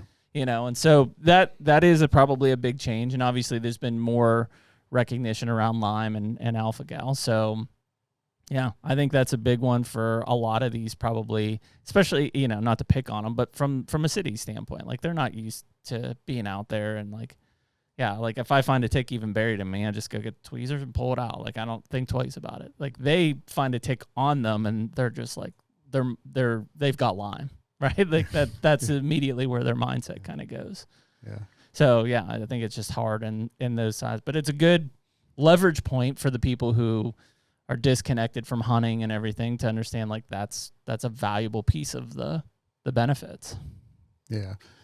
Yeah. And I think if it's one piece out of multiple pieces, you're feeding people, you're minimizing car vehicle accidents. People can grow their landscaping, their, flowers and stuff like that again. And we've had people come up to us and say, look, before you guys started in our neighborhood, we couldn't grow any of this. Yeah, we didn't even garden anymore. We couldn't do this. And now things are back. We still see deer in our yard, but it's nothing like it was before. What's the food side of things look like? So obviously you guys work with a processor. They kind of store it. Is that going specifically to food banks, or are they utilizing it elsewhere? Like I always thought schools, and I know people freak out about it, but I thought schools would be one because there's, especially in our area, it's very underprivileged. And so, there's a lot of school-based meals already that are state funded, and so I'm like, that seems like a good way to put some of it to work. So we have two nonprofits. They're both tied to churches. Okay. One of them is in downtown Morgantown. They feed lunch 5 days a week, and I think to 150 people a day. Okay. Another one is kind of like a food pantry where folks can come and go and get it. And then there's a third one, which is the biggest one, because they both have limited storage, right? Sure. This other one, they manage the Saturday morning drive up. Yep, pick up. And their number one, most needed item is protein. Sure. And we can deliver that. So, wow. So if I say, hey, I have 600 pounds to drop off, they have the capacity to take it. Dang. Whereas some of these smaller 200-300, they're like, they have overflowed chest freezers, and they have limitations with that. But some of these bigger groups, so we don't have a problem getting rid of it, which is good. I always wonder what because again, most of those people are not hunters either, and maybe haven't had wild game and stuff. Like, I don't know if it's rude to say like the beggars can't be choosers, because it is such a good quality protein. But, for a lot of people, deer has a gamier taste, or especially if they don't know how to prepare it correctly. I just wonder what the feedback is on some of the people taking that venison of, I'm sure most of them are appreciative of it, right? Sure. But just understanding that, it's not beef, basically. It's not a McDonald's cheeseburger. Yeah. No, it's not. We did have one, I think maybe the first 2 years we gave them a sizable donation, and we showed up the third year, and as we're carrying in the boxes, a woman says, oh yeah, we threw a bunch of this out last year because we didn't know how to cook it. And I'm pretty sure I saw smoke coming out of my buddy's ears, and he just did a quick Yui and have a good evening. We're going to take this to somebody that can put it to use. Yeah. So that was frustrating to hear. Yeah. But very limited. Yeah, most people are very grateful. we get thank you notes from these organizations. That's awesome. And they're very happy. Feed a lot of people. I bet. Yeah, well, that's what I was looking at this. I was going to ask you, like, so, and people can't see this, but, effectively in 2018, 81 deer, 2019, 81 deer, 20, same, 21, which I was surprised, like 2021, COVID. I thought maybe more people would participate or more of a spike. And then in 23, 24, you guys jumped to 140 deer. What was the jump there? I don't know. I think it was probably those down years. Just building the population back up. Just had a surplus, yeah. Interesting. Yeah. Because that's a huge jump. You jump 60 deer. I mean, that's a 75% increase, I think, if I did the math correctly.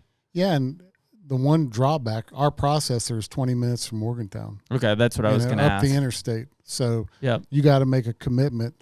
Yeah, when you shoot to drive. Yeah, I'm going to drive, take an hour of my evening or my morning, drive up there. But like I said, we got this core group of folks that have bought into everything and are great with it. This is interesting. I'm not a stats guy here. 2018, 81 deer. And 457 pounds of venison donated. Mm-hmm. 2019, 81 deer. 1,100 pounds of venison donated. So the same number of deer and double the amount. Well, those are harvested. Not every deer that's harvested goes into donated. The donated. Yeah. So basically, more people kept their deer in 18 than in 19. I'm like, in my mind, I'm like, the deer are twice as big or something. But you know what? It's all that corn. So twice as much donated that year. Gotcha. But you know what? It's amazing when end of the year you break down the number of donated versus the poundage. Yeah. For 15 years, it's like right at 30 to 32 pounds per deer. Yeah. Interesting. When we first started this program, I always thought, can you imagine those processors taking a full back strap and just dropping it into the grinder? Oh, yeah. It probably really pained them, It's probably easy for them. They probably love it's easy for me too. Chuck. Put it in a burger. Inner loins, everything. But I always thought, man, that's got to be painful because these folks are hunters too. Sure. And, well, that's probably, obviously you guys have an extremely well-oiled machine here, but I would say that's probably the most critical part for even future places to be stood up is having a cooperative processor. Yeah. That's one of the biggest limiting factors for just general hunters not shooting does, right? Is like, we don't have a processor or it's $125 for a basic cut, of which I'm going to get 32 pounds of meat out of it. Yeah. Yeah, especially early in the season. Yeah, when it's hot. It's September. It's 9 o'clock at night. I got this big doe down. I'm not going to cut her up in my garage. No.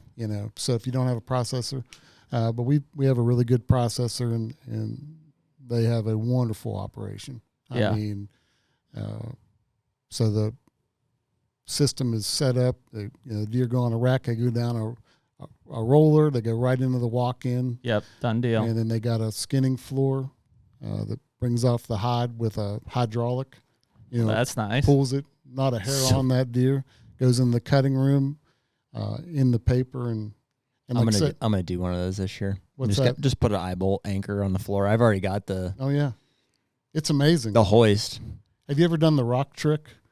I know put it in done. There and stuff. I've not. Yeah, that's how you'd have to do it. At my buddy's farm, and the neighboring farmer said, "I tell you what, if I can get this hide off of this deer without getting a hair on it, you're gonna cook the loins for breakfast." And he said, "Deal." And they hooked it up to skinned it down a little bit. I believe right up behind the tail. Yep. Put a rock around it. Put a rope around it. And somebody just stood beside it to kind of guide it. That was it. And he pulled it out with a 4-wheeler or a truck, I can't remember. And it just looked like you just took the deer's jacket off. Mm-hmm. I mean, it was amazing. Yeah. Yep. That's the way to do it. So I mean that processor, are they getting compensated for the deer processing? Yeah. So I help them. They send me the numbers. Mm-hmm. I bill the city for them, and the city pays it. Yep, city pays it. Interesting. Yeah, man, that's like I said. I mean, there are other options, but from a smoothness and indirect benefits, obviously we just talked about, and just the overall cost efficiency process. I mean, it's crazy when you hear these other cities talking about having issues or looking at sharpshooting or immunocontractives. It's just like it is the easiest solution staring them in the face. It's just, hunting just has that context that people are like, it's bad, Yeah. Meanwhile, I'm like, you're going to kill them one way or another. Like, probably should do it with a bigger benefit. I've always wondered those towns that implement like sharpshooting, what happens to those deer? Do they just go into a dumpster somewhere? Or do they do something with that meat? I don't know all of them. Some of the ones that I know of, they did do like a donation type thing. Good. They had it set up and did a hunter sharing the harvest type relationship there. Other ones, I'm not so sure of. I don't think that they leave them lay. Sure. But do they end up in the landfill? Probably. Just because it's not as orchestrated of a thought process, right? They're getting paid to come in, kill them, and remove them. Yeah. What happens thereafter? Sure, there's great benefits there, but do they actually do anything with them? Probably not. Yeah. And all of the ones that I know of that have done immunocontraceptive have failed miserably. Oh, I'm sure. Because either, number one, it's not effective. Number two, you didn't reduce the population that was already overpopulated. And then three, you've got ingress and egress. So like you're going to get more deer into there that haven't been treated, that are going to breed and reproduce and have a bigger population. So it's a complete failure all around, just a money pit. Yeah. Yeah. Just the thought of deer going to waste. I know. It's terrible when, like you said, it could be put to excellent use and do something. Yeah. I think I would say that most non-hunters, just in hunting in general, are supportive of it, knowing that it's going to feed people. Yeah. Whether that's them or people that need it. That is still probably the primary reason that hunting is still favorable in the country, is because most people still look at it as a provider of food. The moment that they don't look at it like that, then we're not looked at favorably. Yeah, that's like the worst fear, is we start looking at deer like we look at raccoons in our garbage or something like that. Yeah. That'd be terrible. Which, there definitely are places that look at that. There's agricultural areas that for sure look at deer like they look at raccoons, Yeah. Or, in fairness, they are a nuisance in some areas. For sure. Like it's a they need to be controlled. That's the whole reason for the program. They're not raccoons. I agree. I look at them differently too. Yeah. But. We look at them different. We do. Yeah, the average. Probably not. Probably not. No, in fact, they probably look at them worse. The fact is they could run over a raccoon, doesn't hurt their beamer. They hit a deer with a beamer, then they don't. That's I bad. can relate in that aspect.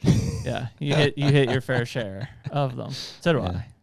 But it is just it's the crazy thing is it's what once was probably limited to areas like yours from a overpopulation issue is now more common even in rural communities. Look at the state of Ohio, or hell, we were at our farm in Illinois on a gravel road, not even a mile from our farm, and I hit a deer.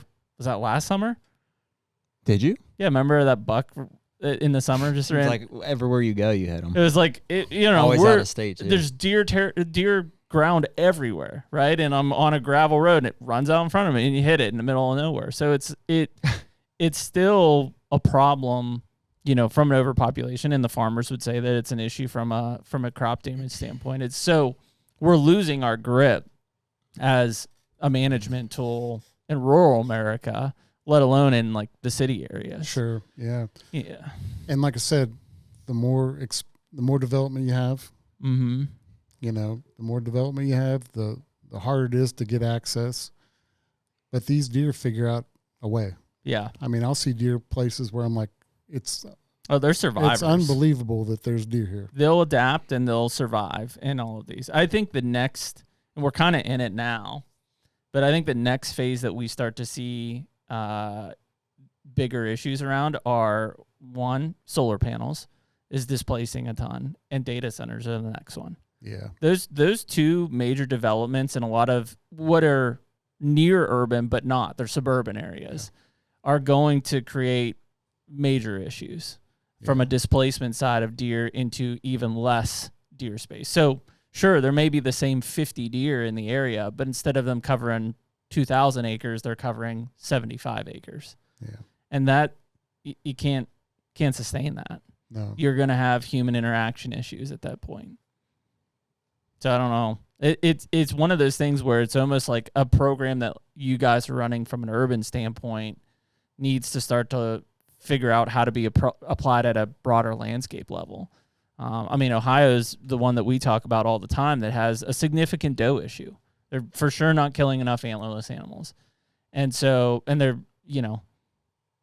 not doing anything positive about it to have incentive. There is no benefit to go into processors. There is no earn a buck, right? There's no doe dedicated season. There is no doe dedicated season. It's like there are all of these things that you can look at a model from an urban project and say, do something. Can we apply this at a landscape level, or parts of it at a landscape level? Because clearly if it's working in an urban area, how can it not work on a landscape level? Yeah, so in the state of West Virginia, the DNR works with municipalities, but also works with homeowners associations. And there's 1, 2, 3 that I know of outside of Morgantown where it's just 75, 100 or more homes. Mm-hmm. And they've had really successful urban bow hunting programs. And it's not in the city, but Sure. It's like you said, they've spilled out into the country, Mm-hmm. and then they have the quote unquote deer problem. Right? Yeah. You do hear about like urban, but you hear about them in Iowa.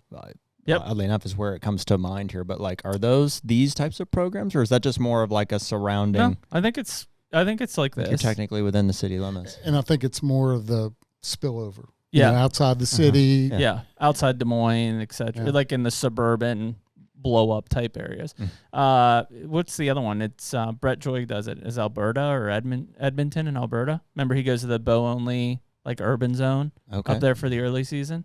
Yeah, I think they have one. I mean, it's more common than you'd think in terms of where they're having them. It's on a small level. It's probably kept hush hush for a reason. I do hear about them like on my news feed or whatever. I'll see signing up hunts for. I know they got one at Mingo over there by Monongahela. Yep, Boys Park did one. Yeah, I don't know why I've never. I mean, just White Oak. Mm-hmm. Was that an urban hunt you participated in Columbus? Yeah, Columbia. Columbia. Yeah. No, did you ever hunt like around Columbus? I did, but not in an urban hunt. Okay. Yeah. I had a private piece that I hunted there, Gotcha. but they had them on the metro parks next to me during regulated time frames. Gotcha. And that would have been, I would consider Did they? that spill out. Oh, yeah. Oh, interesting. Yeah, there were 3 or 4 seasons where they would shut down the metro park and have a controlled Were they hunt. doing antlered hunts there as well? Yep. Or just antlers? Interesting. Yep, controlled antlered hunts too. Wow. Yeah. And it was like short time frame type stuff. I don't think they could bait or anything like that. I would imagine that would be a big incentive. If you were ever struggling to get the number of hunters, is the fact that they can shoot a buck, even if it's earn a buck. Yeah. Yeah, like I said, I think people that take the time to go out and give their time to kind of a bigger cause, nice buck comes by and they've fulfilled their, antlerless tag, by all means. So, like I said, fall back on that data. We're not out here, and like I said, you're not massacring them. It's like there's plenty of deer still. Yeah, and when Dr. Dave at that initial meeting said, "Hey, there's no bucks," and those dudes walked out of the room and left, I mean that said a lot. Was clearly what some people thought. Yeah, I haven't seen this big buck up on the park. I'm going to ask to hunt over there. Yeah, I'll go kill him. Yeah, I think that when you look at it from a landscape level, I get the kickback on earn a buck, right? But at the end of the day, especially in areas that are doe saturated, it's like I don't understand why they're not doing it. It's a no brainer. Yeah, it's just that hurdle, man. Yeah, it's like you said, it's that hunting hurdle. It could be dangerous. Yeah. What about our children and our pets? Sure. And our convertibles. Yeah, our convertibles. Yeah. Well, and I mean, you're going to have that everywhere. And, I think that the more data that's out there, the more that supports it, the better off it's going to be. And I do think that it's a model for some of these states that if they're going to cry wolf by saying like, hey, we have too many does and it's out of control and we can't control it, then they should be looking at applying practices that an urban program is utilizing. And we're very transparent.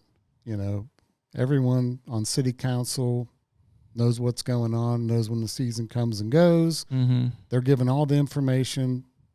They should be going to their, ward meetings and passing this information. But we'll still get some wild card stuff. A friend shared a Facebook post from one of their friends. Deer got hit, was laying in the yard, and her first response was, these damn urban hunters. This is April, and I told the person, I said, tell your friend our season ended at the end of January. Yeah, we haven't been in the woods for 2 months. This is no way, shape, or form tied to us. HUNTR Podcast is brought to you by Beast Broadheads. Dude, Beast Broadheads, man. We've been rocking those for, I think we said 2 years now. The first one I ever shot, first buck I shot was my Iowa buck on Josh's farm last year. Didn't go 20. Didn't go 20. And frankly, all 5 of the deer that I've shot with it now have gone, I think, less than a combined total of 100 yards. So no blood trailing really required, but, obviously a great blood trail regardless. That's crazy, man. I mean, expandables get a bad rap. You talk about, breaking off on a shoulder blade or on a leg bone. The thing about the Beast is it's got the bone avoiding technology. It's also the world's sharpest broadhead. The elk I shot in Kentucky this year at 38 yards put right through the shoulder blade, came out, had a giant X and hole on the other side. So these things are built to perform. Josh and David Hauser would not put anything out on the market that wasn't able to do what it's supposed to do. That's right. So I think we're both shooting the titanium 2.3s. They have a 2.0 as well. They also have some aluminum models.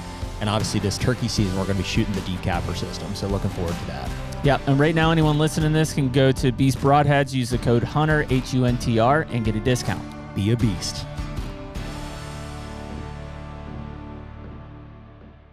I mean, have you had some incidents where, you're bow hunting, right? Deer's going to run after you shoot it that have, I don't know, traumatized people? We've had some runners. Yeah.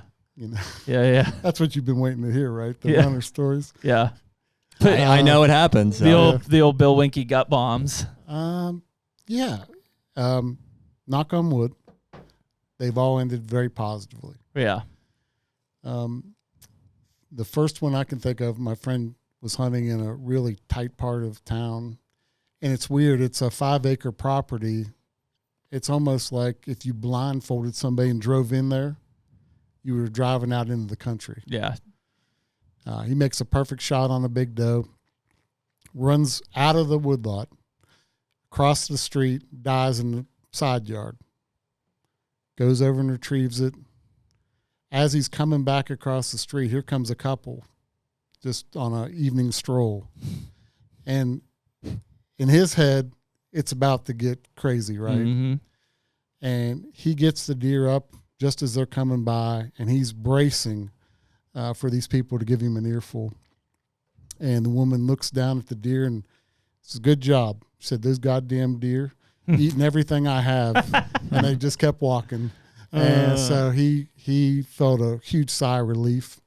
This little spot I hunt, I really wouldn't put anybody else in there just because the chances of dealing with people.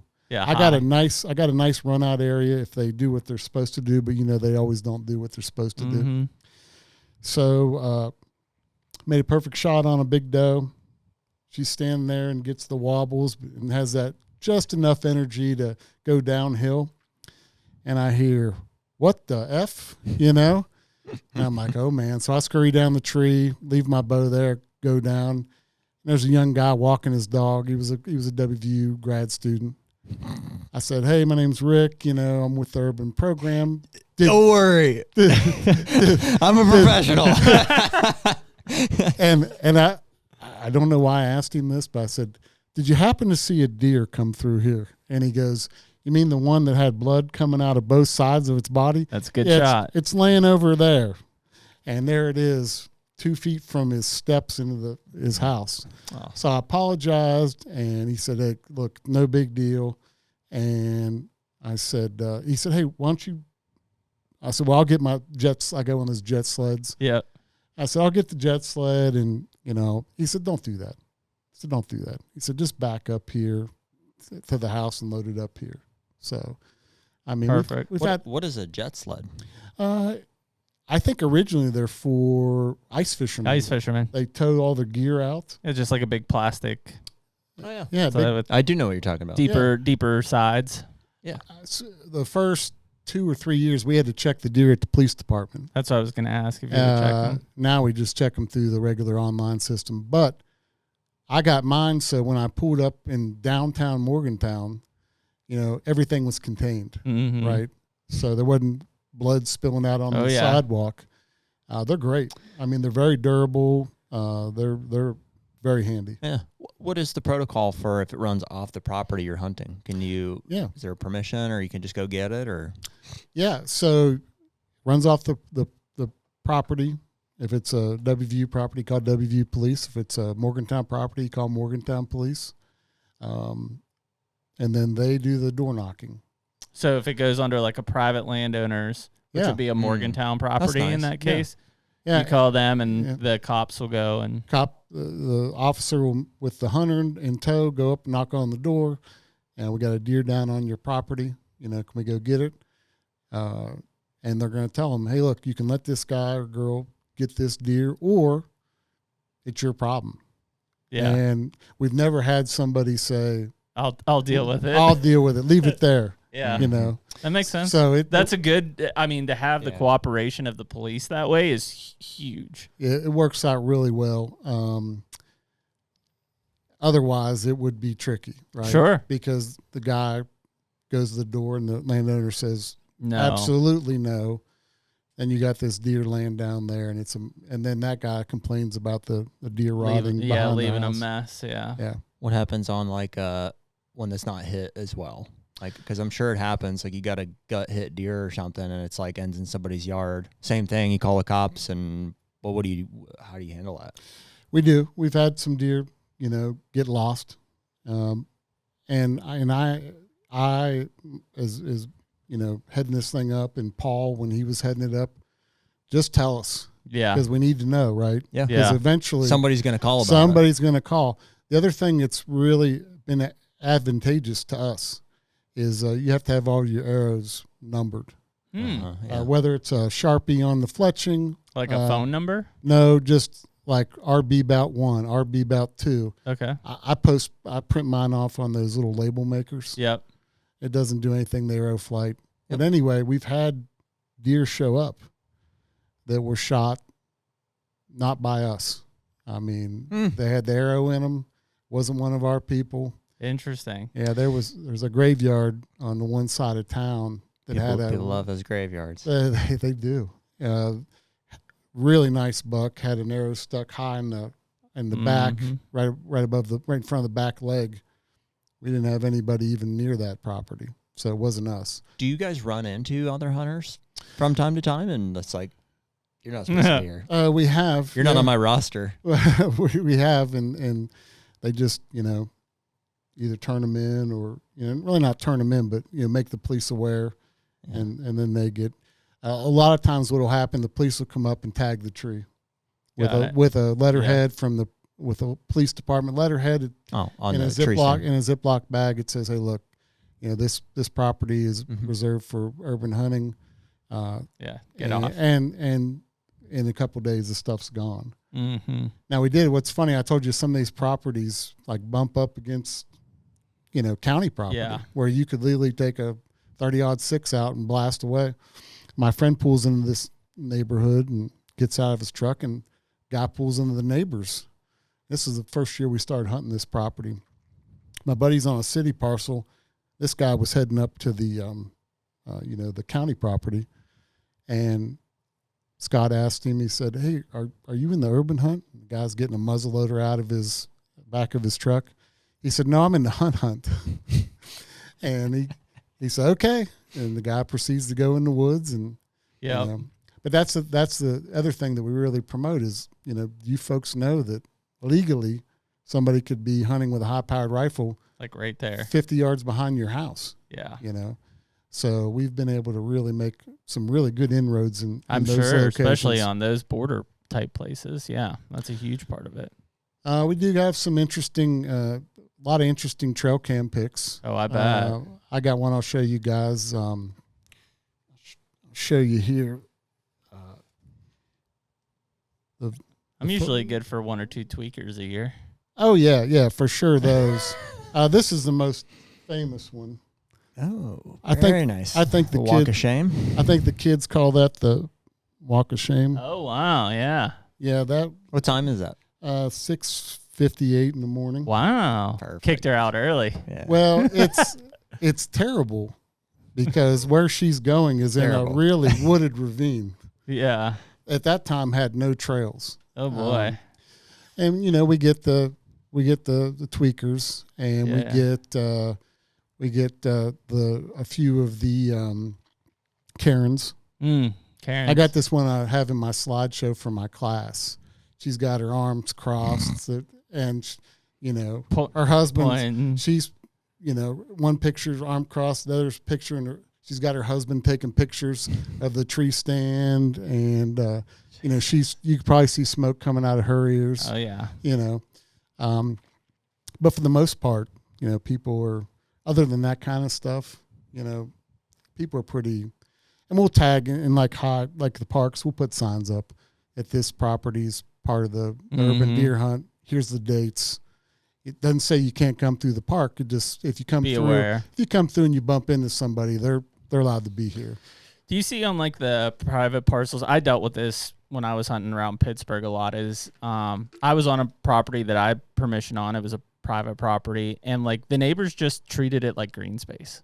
Like, they would just walk through, and I'm like, I would in those cases, I'd be like, "Hey, I'm hunting. You're not supposed to be here." And they're like, "Oh, well, we just live right there." And I'm like, "You don't own this. Like, you can't just be walking your dog on this property. You don't own it." Oh yeah, if it's green, and it's accessible by houses, especially they just feel like they have access. Like, I got pictures of guys walking dogs where they shouldn't be, just that hiking. Makes me so mad. Hiking through, and that's probably the most common. Yeah.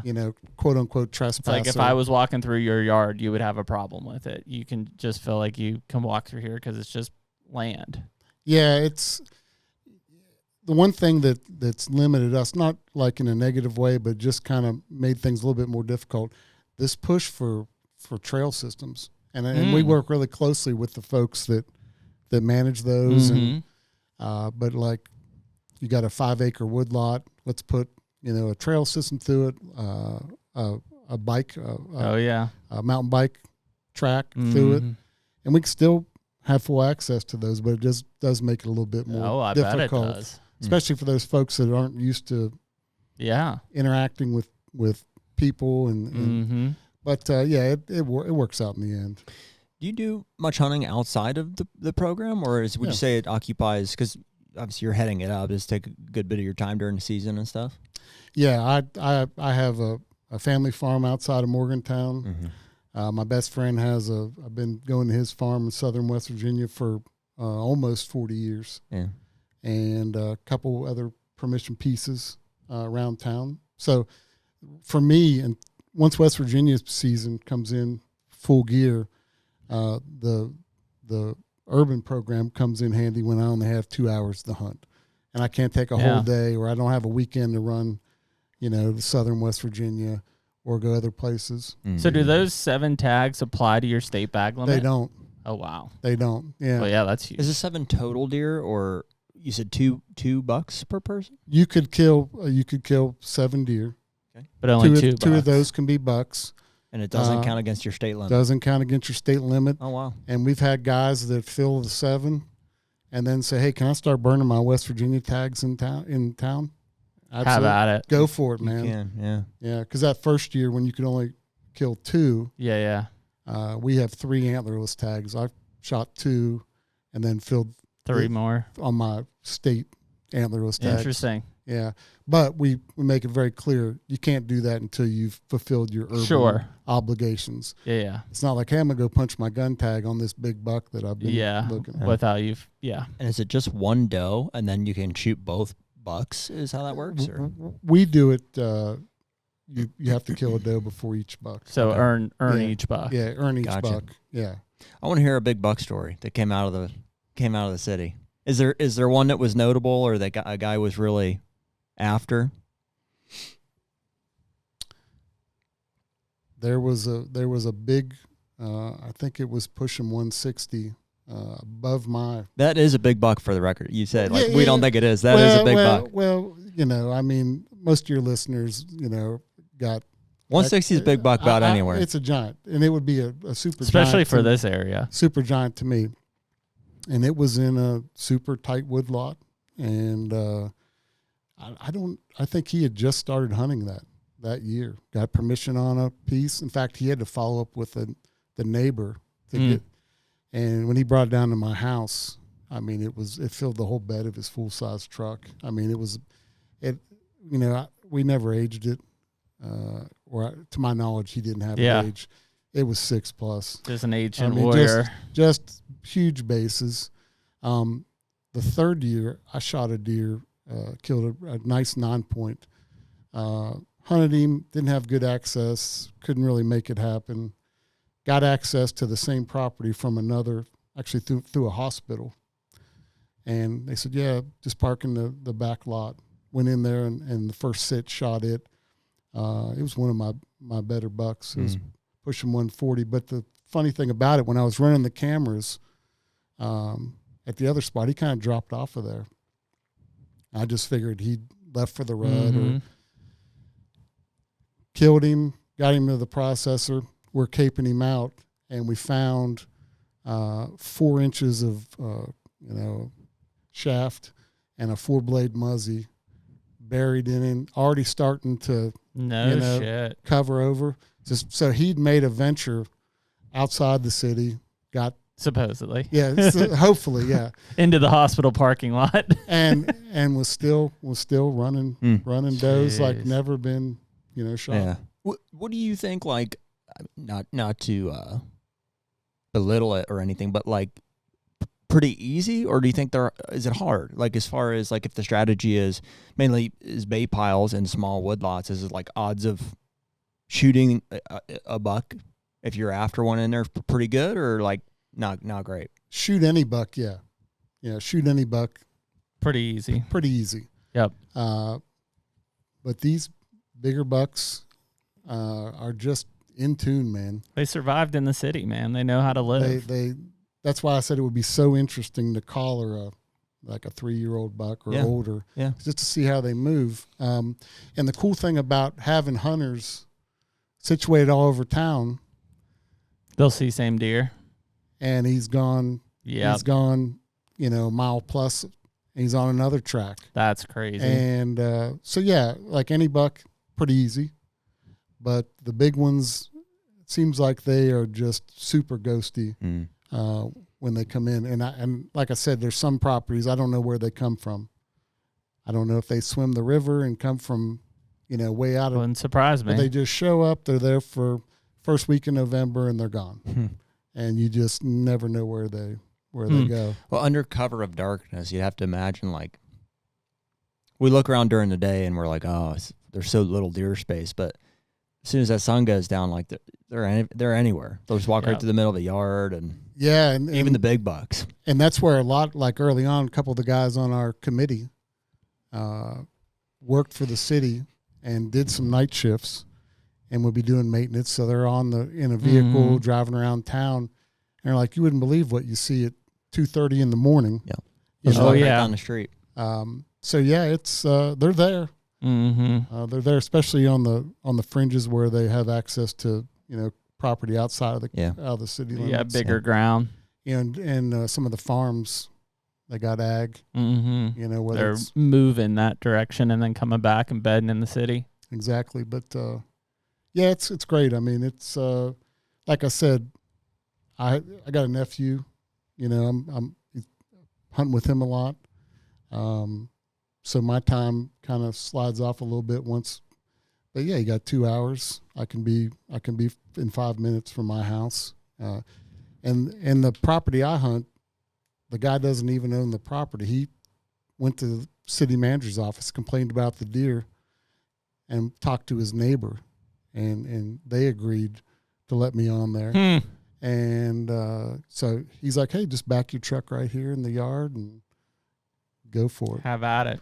Yeah. So if somebody was, are you guys taking applicants? Like, are people still actively joining the program? I know you said you got like 13 you're teaching here pretty soon, but yeah, that's the toughest part of this program, hands down, is just the limitations because of spots. Sure. I'd like to have 250 people. Right. Just don't have enough places to put them. You gotta get the city to give them a tax rebate yeah. for allowing access to you guys. Yeah. That'd be some. I mean, are there some key places if you're, sorry, not to cut your question off, Jared, but are there some key places, like if you're looking at Morgantown, you're like, boy, I wish we had X, Y, Z. Yeah, but there's nothing there. Yeah. There's the deer are there. Yep. But there's just nothing there. I Yeah. mean, you would have a lot more hunter, landowner, interactions, hunter, general Joe citizen interactions. But so we maintain a wait list, and every April or May, we put a call out to our folks. We have a bunch of students. Yep. So they graduate and move on. We have people that, hey, look, I got a new job. Yeah, I'm out of town. I'm out of town. I'm not going to be able to do it. I got kids now playing soccer. I don't want to burn a tag. And then we just look at the properties and bring people on. That's the toughest part, though. Sure. So I think, we're bringing in 13 new hunters this year. I think we have a wait list with like maybe 15. And I communicate to all of them and say, look, we'll try to get you in next year based on the availability. So we work really hard to make that happen. And I'm sure some people get frustrated, but it is what it is. Yeah. When you're limited. And it's first come, first serve. Once you're in, like you have first spot the next year. If you're in, because you've already gone through the training, you've already got your certification. You stay in until you either opt out on your own or you do something. Is there a preference of like, hey, this guy's been in the program for 5 years and hasn't killed a doe? Oh, that's those. Yeah, those people usually move on. Yeah. Yeah, and there's folks that, maybe don't put the effort in and are just clogging up a spot. So there's some expectations there. There's definitely some expectations, yeah, because of so many people. You tell them that way. Say, listen, Ralph, I like you, but you're a clog. Yeah, you're clogging us up here. Well, in my position, you go to or when Paul was running, you go and you're like, man, we need access to this park. All the neighbors are saying it's overrun with deer, and then you only take 6 deer out of there. Yeah. And, then you have to come back and the first question is, I thought this was overrun with deer. I thought you'd get 15 deer out of here. Yeah. So it comes back. So you double up spots and things like that just to get people going. That makes sense. But, it's difficult. Like I said, I'd love to have 250 people. It's just not possible. The unfortunate thing about this podcast is there will be people that reach out to you. That's fine, and that's fine, and they'll get the same response. I love it. I love interest in our program. It's just tough to accommodate. The other thing that's frustrating to some applicants, we start this process in April. April and May for the planning. We only do one safety course a year. So we'll have guys, the season starts September 5th. Yeah. September 1st, they're like, hey, you got a spot? Hey, how can I get how can I get going here? Yeah. And then we just put them on the wait list and capture all their data.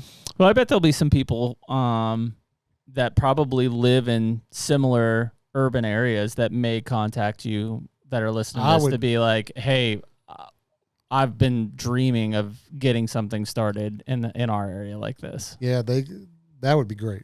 I mean, like I said, we're not the first urban bow hunt, but I think we have a really good blueprint. And there's ways to get it started with going to your city council.